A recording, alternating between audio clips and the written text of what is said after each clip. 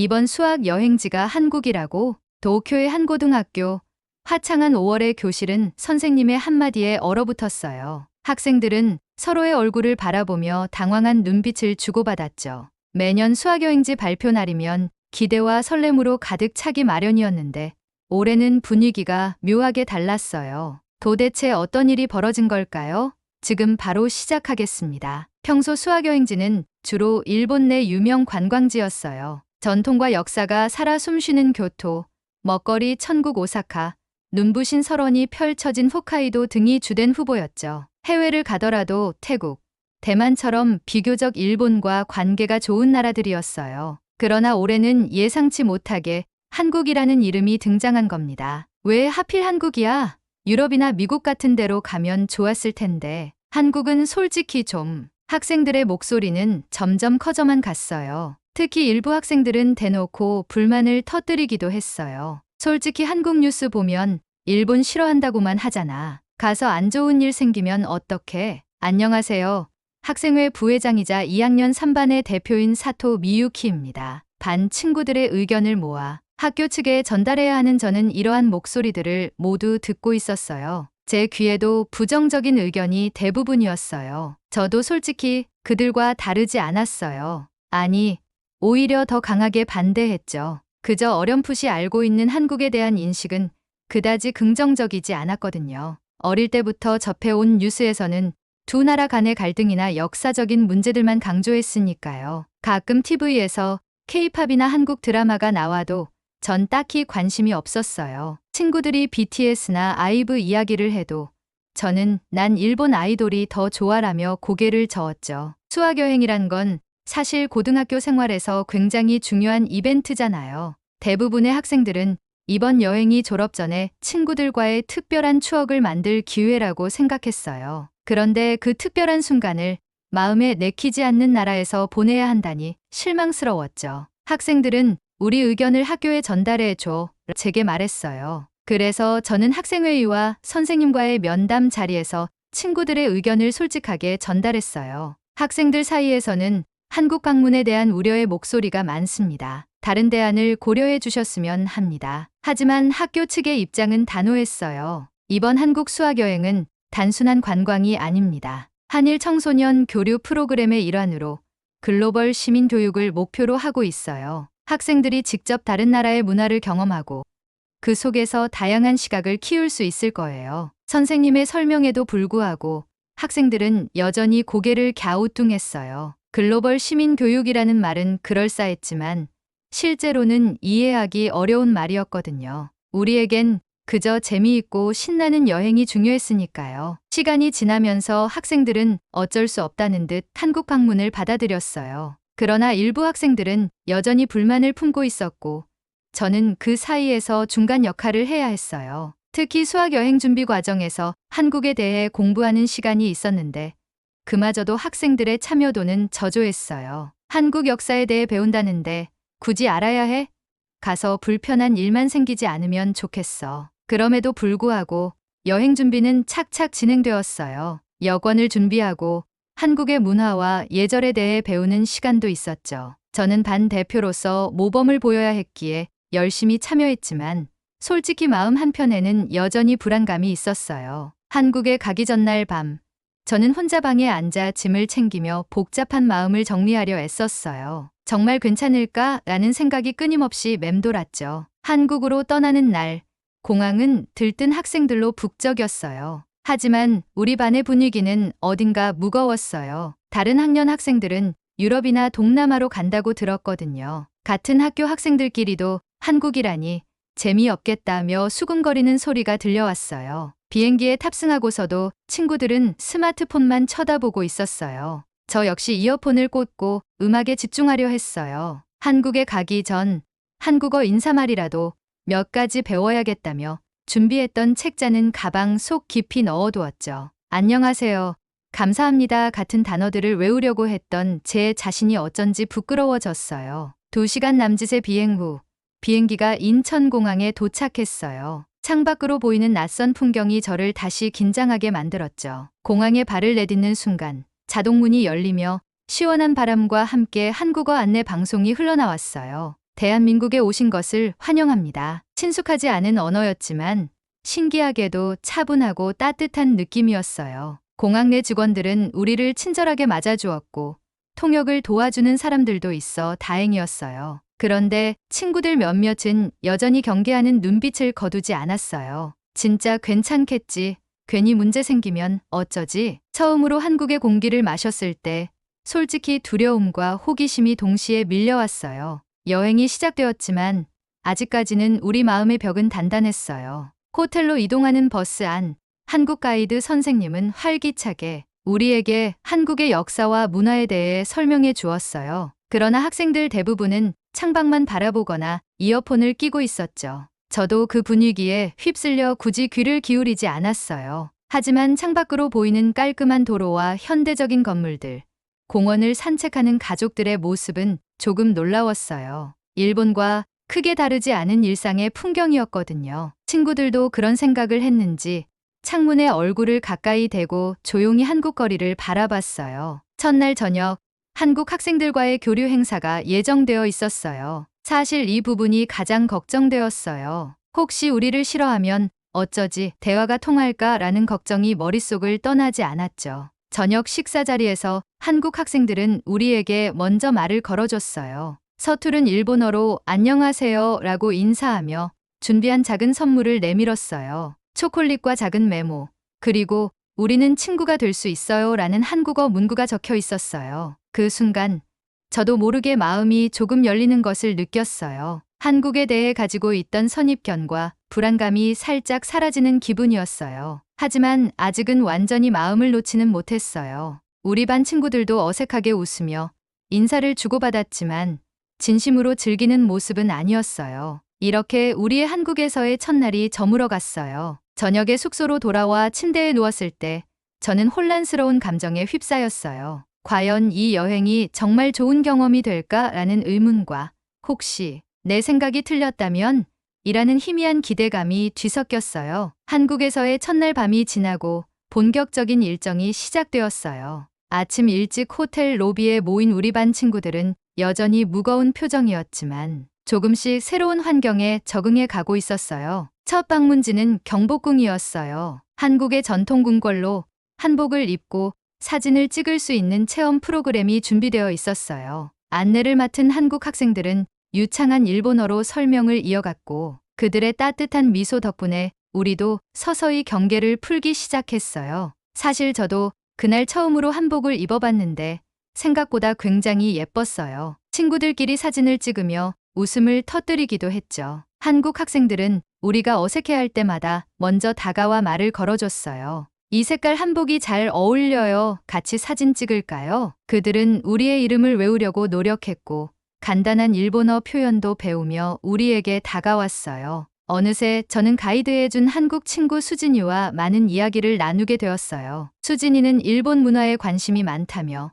내가 좋아하는 일본 애니메이션 이야기를 꺼냈고 그제야 저는 처음으로 자연스럽게 웃을 수 있었어요. 점심시간에는 전통 한정식을 맛보았어요. 여러 가지 반찬이 가지런히 놓인 모습을 보고 친구들은 놀랐어요. 와, 이거 다 먹어도 돼? 반찬이 리필된다고? 공짜로? 음식도 예상 밖으로 입에 잘 맞았어요. 특히 미소 된장국과 비슷한 느낌의 된장찌개를 먹으며 친구들은 의외로 맛있다며 감탄했어요. 일부 친구들은 매운 음식을 잘 못 먹어 고생하기도 했지만 그럴 때마다 한국 학생들은 친절하게 덜 매운 음식을 추천해 주었어요. 오후에는 한국 고등학교를 방문했어요. 교내 동아리 활동을 체험해 볼 수 있는 시간이었는데 저는 일본어 동아리에 들어가게 되었어요. 그곳에서 만난 학생들은 일본어 책을 펼쳐들고 조심스럽게 미유키 씨 맞나요? 라 물어왔어요. 그들은 우리를 위해 일본어로 준비한 자기소개와 간단한 게임을 만들어 두었어요. 그 모습에 감동한 친구들은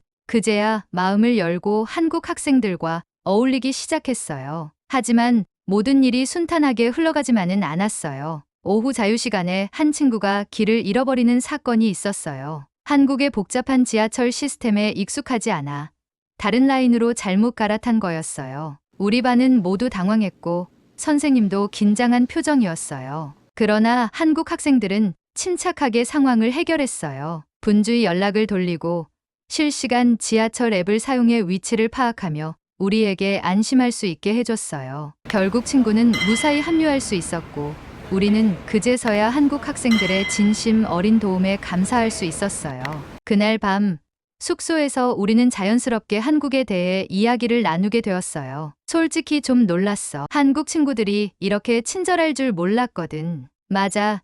우리가 길을 잃었을 때도 진짜 많이 도와줬잖아. 저는 그 대화 속에서 친구들의 목소리 톤이 달라졌다는 걸 느꼈어요. 불안감과 의심이 조금씩 사라지고 있었죠. 물론 아직은 조심스러웠지만 한국에서의 시간이 계속될수록 우리의 시선도 조금씩 변화하고 있었어요. 다음 날은 한국의 현대 문화를 체험할 기회가 있었어요. 우리는 홍대거리로 향했는데 이곳은 젊음의 열기가 가득했어요. 거리 공연을 하는 청년들, 개성 넘치는 패션을 뽐내는 사람들, 여기저기서 흘러나오는 K-팝 음악까지. 와, 진짜 활기차다. 일본의 시부야랑 비슷하면서도 다르네. 친구들은 처음으로 스스로 휴대폰을 꺼내 사진을 찍기 시작했어요. 길거리 음식도 사 먹어보고 작은 기념품 가게에 들어가 물건도 사봤죠. 특히 몇몇 친구들은 한국에서만 맛볼 수 있다는 핫도그와 떡볶이를 사서 한 입 베어 물었어요. 매운 떡볶이를 먹고 기겁을 하면서도 웃음을 터뜨렸죠. 한국 학생들은 그런 우리를 보고 재밌어하며 물을 건네주거나 덜 매운 음식을 추천해줬어요. 그러다 우연히 작은 카페에 들르게 되었어요. 그곳에서는 한국의 문화 교류 이벤트가 열리고 있었는데 외국인과 한국인이 서로의 언어를 배우며 대화하는 프로그램이었어요. 저는 수진이와 함께 테이블에 앉아 한국어 단어를 배우기 시작했어요. 이건 고마워라고 해. 감사합니다는 더 정중한 표현이야. 그렇구나. 그럼 잘 먹겠습니다는 어떻게 말해? 수진이의 설명을 들으며 저는 한국어 노트를 꺼내 적었어요. 주변을 보니 친구들도 자연스럽게 한국 학생들과 어울리고 있었어요. 낯설었던 한국어 단어들이 이제는 조금씩 귀에 익기 시작했어요. 하지만 즐거운 시간도 잠시 예상치 못한 작은 사건이 벌어졌어요. 우리 반의 나카무라가 한국 학생과 대화를 하던 중 오해가 생긴 거예요. 나카무라가 무심코 한 농담을 한국 학생이 진지하게 받아들인 거였죠. 뭐야? 내가 뭐 잘못 말했어? 방금 말은 좀 실례가 될 수도 있어요. 나카무라는 당황했고 주변의 공기도 순간 차가워졌어요. 사실 그 농담은 일본에서는 흔히 하는 표현이었지만 문화적 차이로 인해 한국에서는 다르게 받아들여질 수 있었어요. 저는 재빨리 중재에 나섰어요. 수진이도 옆에서 나서서 설명을 도왔어요. 나카무라가 그런 의도로 말한 건 아니에요. 한국에서는 조금 다른 의미로 들릴 수 있거든요. 아, 그렇군요. 제가 오히려 예민하게 반응했네요. 미안해요. 다행히 오해는 풀렸고 우리는 이 경험을 통해 서로의 문화에 대해 조금 더 배우게 되었어요. 나카무라는 진심으로 사과했고 한국 학생도 웃으며 괜찮아요. 저도 일본에 가면 실수할 것 같아요. 라고 말했어요. 그 사건 이후 친구들은 더욱 조심스럽게 한국 문화를 배우려 노력했어요. 사소한 표현 하나도 검색해보고 한국 학생들에게 물어보며 대화했어요. 오히려 그 일을 계기로 더 가까워진 느낌이었어요. 저녁이 되자 우리는 한강공원에서 야외 피크닉을 즐겼어요. 한국 학생들이 준비해 온 돗자리와 간식들. 우리는 함께 음식을 나눠 먹으며 조심스레 서로의 이야기를 꺼냈어요. 한국에서의 학교 생활은 어때? 일본에 가본 적 있어요?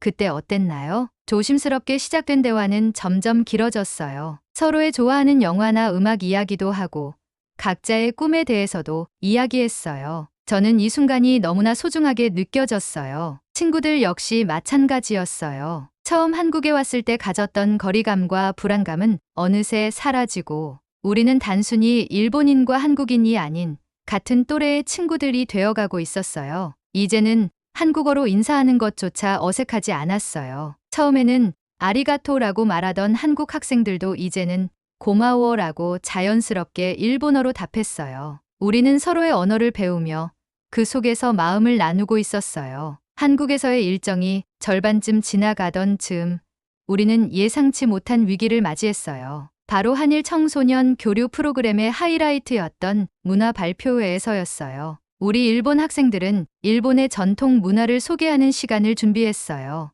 다도 시연과 함께 유카타를 입고 전통 춤을 선보일 예정이었죠. 준비 과정에서 한국 학생들도 적극적으로 도와주었고 우리는 조금씩 자신감을 얻고 있었어요. 발표회 당일 행사장은 각국의 학생들로 북적였어요. 한국 학생들은 자신들의 전통 놀이와 현대 문화를 소개했어요. K-팝 댄스를 선보이는 학생들, 한복을 입고 전통 예절을 보여주는 팀까지 모든 프로그램이 완벽했어요. 관객들의 반응도 좋았고 우리는 점점 긴장했어요. 드디어 우리 차례가 되었어요. 일본 전통 음악이 흐르고 우리는 무대에 올랐어요. 다도 시연을 하며 일본의 차 문화에 대해 설명했어요. 그런데 그때 예상치 못한 일이 벌어졌어요. 무대 한쪽에서 작은 소란이 일어난 거예요. 몇몇 관객들이 무언가를 수군거렸고 그 소리가 점점 커졌어요. 나중에 알고 보니 우리의 전통춤에 사용된 노래가 한국에서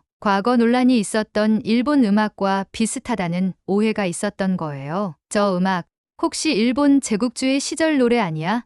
저건 불편한데. 우리는 그 말을 듣고 당황했어요. 절대 그런 의도가 아니었는데 이 작은 오해가 행사 전체의 분위기를 얼어붙게 만든 거예요. 무대 위에서 저는 눈앞이 캄캄해졌어요. 준비했던 춤 동작도 엉키기 시작했고 친구들도 표정이 굳어졌어요. 저희가 진정성을 담아 준비했던 공연이 오해로 인해 부정적인 시선을 받게 되었다는 사실이 너무나 슬펐어요. 그때 객석에 앉아있던 수진이가 벌떡 일어났어요. 여러분, 잠시만요.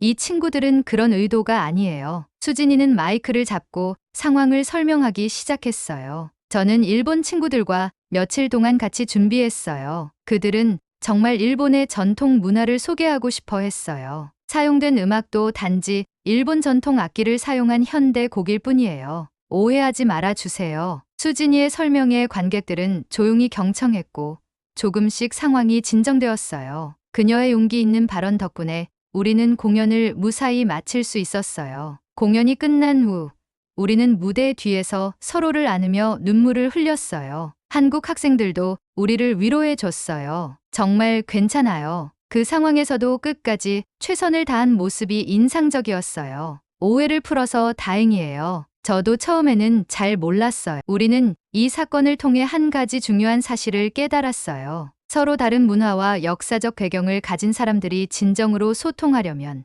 단순히 좋은 면만 보여주는 것이 아니라 서로의 오해를 풀고 어려움을 극복할 용기가 필요하다는 것을요. 그날 밤 우리는 숙소로 돌아와 자정이 넘도록 이야기를 나눴어요. 한국 학생들은 처음엔 우리도 일본 학생들이 거리감이 있었어 라고 솔직하게 말했어요. 우리는 그들의 진심 어린 이야기에 고개를 끄덕였어요. 그렇지만 이제는 우리도 친구가 되었잖아. 맞아. 오늘의 공연을 통해 진짜로 서로를 이해할 수 있었던 것 같아. 저는 그 자리에서 처음으로 한국 친구들에게 진심을 전했어요. 고마워요. 여러분 덕분에 우리가 진정성을 전할 수 있었어요. 수진이는 환하게 웃으며 제 손을 꼭 잡아줬어요. 우리는 이제 진짜 친구잖아. 친구끼리는 당연히 도와야지. 그날 밤 우리는 서로의 이름을 부르며 더 많은 이야기를 나눴어요. 이젠 어색함이 전혀 없었고 오히려 시간이 부족하다고 느껴질 만큼 친밀해졌어요. 문화 발표회가 끝난 다음 날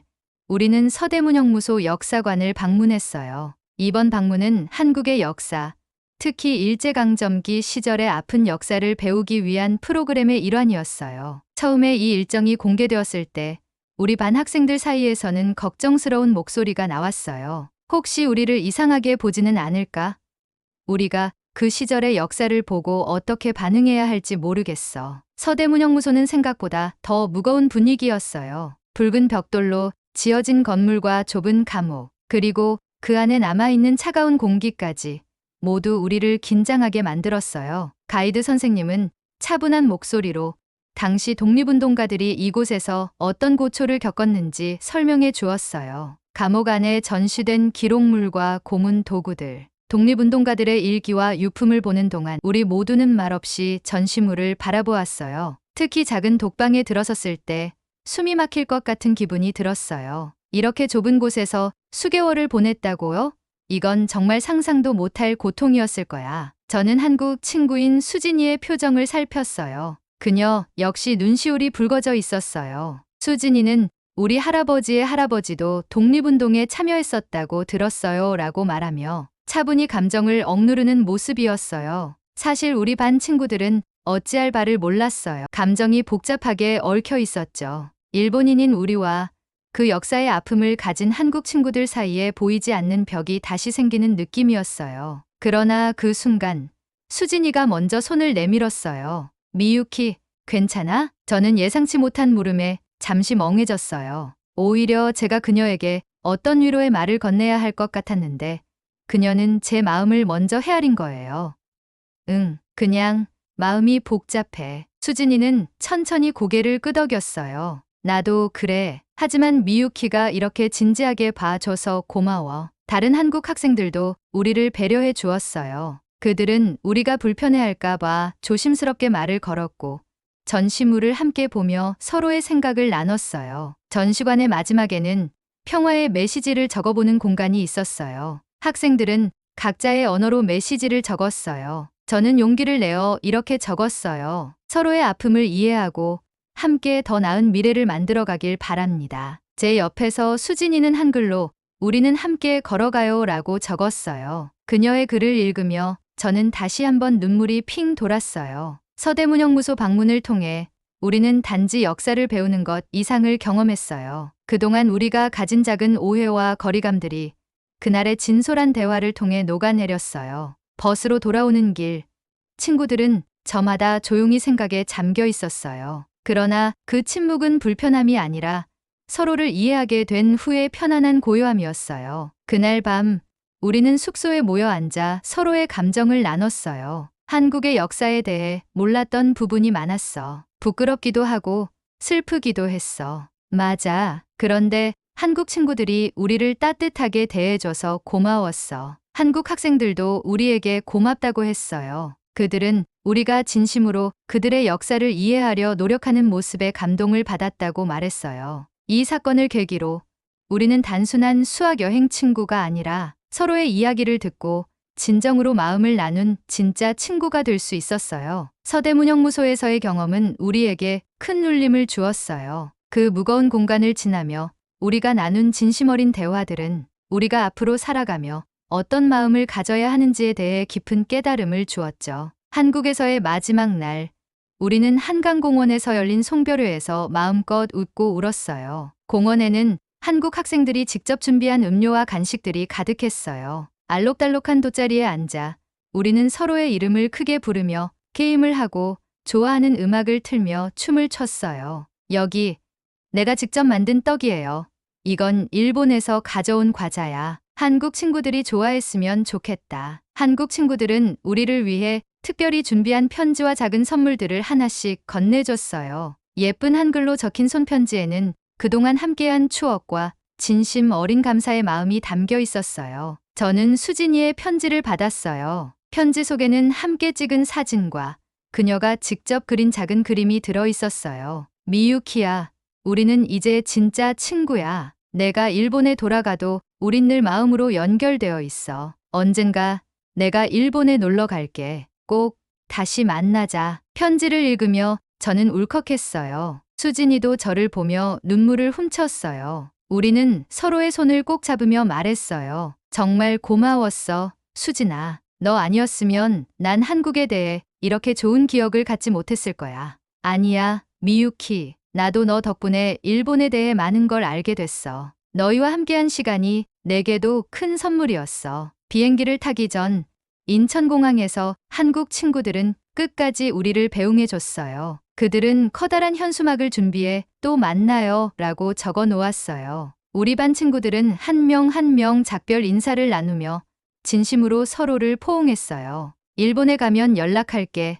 우리 꼭 다시 만나자. 비행기 안에서 창밖을 내다보며 서울의 야경을 마지막으로 눈에 담았어요. 친구들은 피곤했는지 하나둘 잠에 들었지만 저는 선물 받은 편지를 꺼내 다시 읽었어요. 그 안에는 우리가 함께했던 사진과 진정한 친구가 되어줘서 고마워라는 문장이 적혀 있었어요. 일본에 도착하자마자 우리는 가족과 친구들에게 한국에서의 경험을 이야기했어요. 한국 학생들이 정말 친절했어. 서대문형무소에 갔을 때 감정이 복잡했는데 한국 친구들이 우리를 이해해줬어. 음식도 너무 맛있었고 한복도 입어봤어. 학교에서도 우리는 수학여행 발표회를 열었어요. 발표 준비를 하며 찍었던 사진들과 한국 학생들이 보내준 영상을 활용했어요. 저는 발표 도중 수진이와 찍은 사진을 보여주며 그녀와의 우정을 이야기했어요. 한국에서 만난 수진이는 제게 진정한 용기와 배려를 가르쳐 줬어요. 우리는 다른 나라에서 왔지만